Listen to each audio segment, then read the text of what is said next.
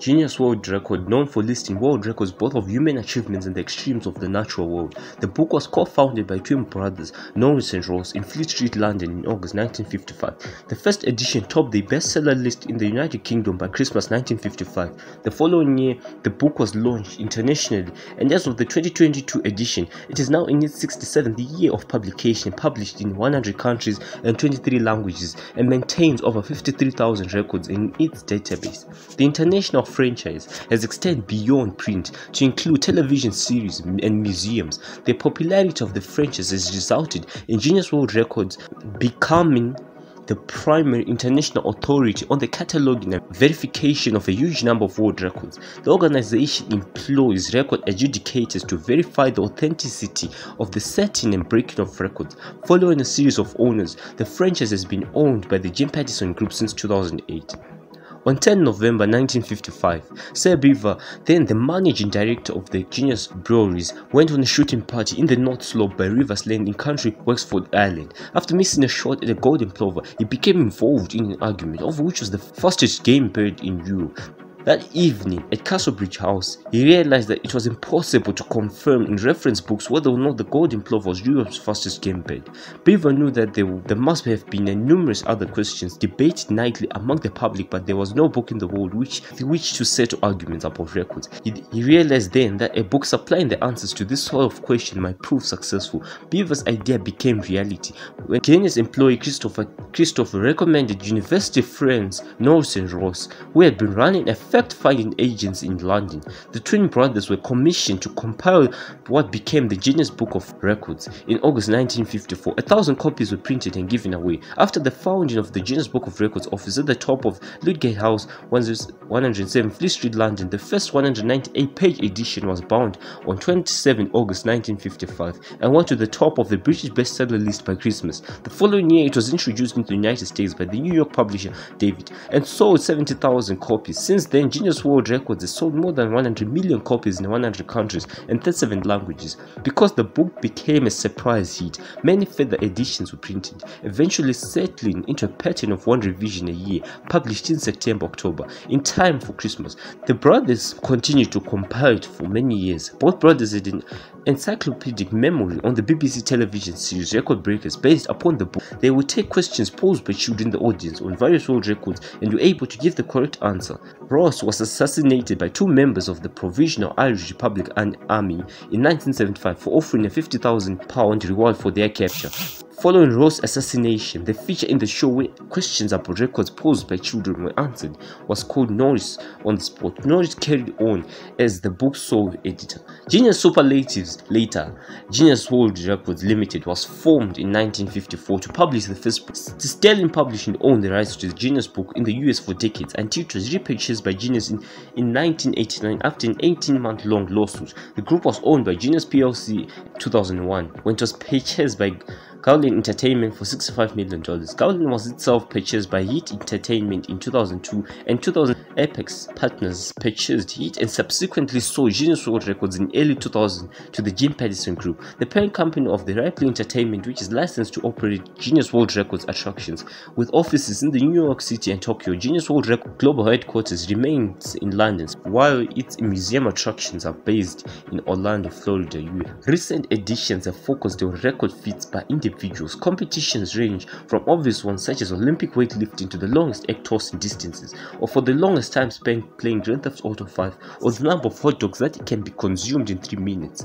Besides records about competitions, it contains such facts such as the heaviest tumor, the most poisonous fungus, the longest running soap opera, and the most valuable life insurance policy, among others. Many records also relate to the youngest people to have achieved something, such as the youngest person to visit all nations of the world.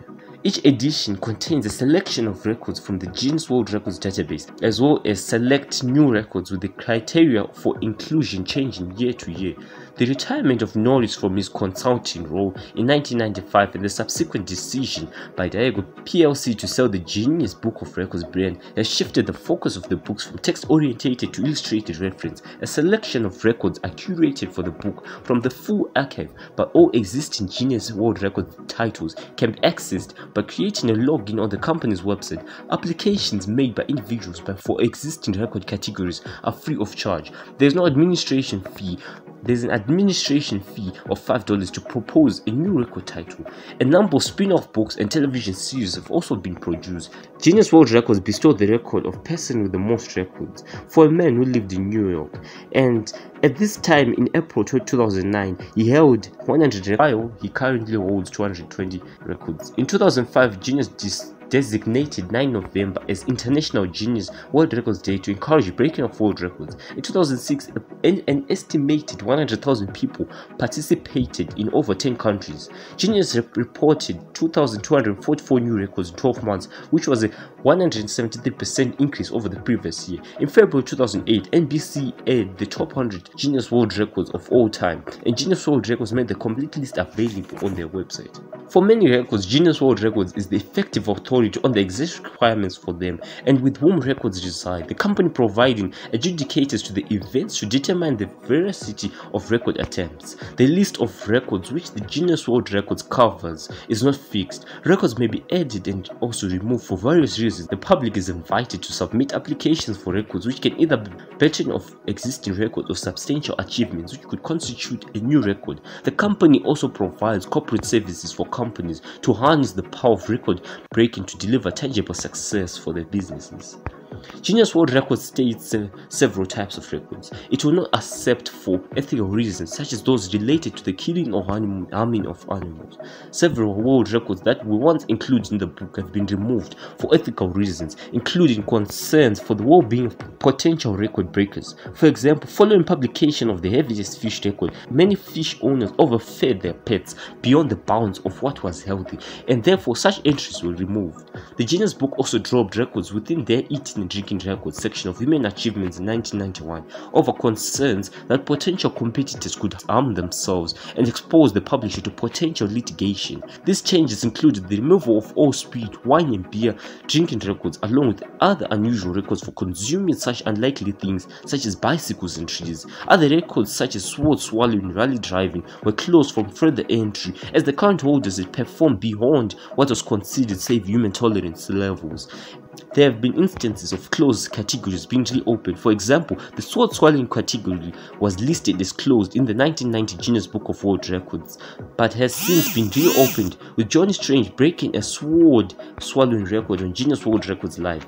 Similarly, the speed beer drinking records, which were dropped from the book in 1991, reappeared 17 years later in the 2008 edition, but were moved from the Human Achievement section of the older book to the Modern Society section of the newer edition. As of 2011, it is required in the guidelines of all large food type records that the item be fully edible and distributed to the public for consumption to prevent food wastage. Chain letters are also not allowed. Guinness World Record does not accept any recordings related to chain letters sent by post or email. At the request of the US Mint in 1984, the book stopped accepting claims of large hoardings of pennies or other currency. Environmentally unfriendly records such as the releasing of sky lanterns and party balloons are no longer accepted or monitored, in addition to records relating to tobacco and cannabis consumption and preparation. Traditionally, the company made a large amount of its revenue via book sales to interested readers, especially children. The rise of the internet began to cut into book sales in the 2000s and forward, part of a general decline in the book industry. According to a 2017 story by Planet Money of NPR, Guinness began to realize that a lucrative new revenue source to replace falling book sales was the would-be record holders themselves. While any person can theoretically send in a record to be verified for free, the approval process is slow.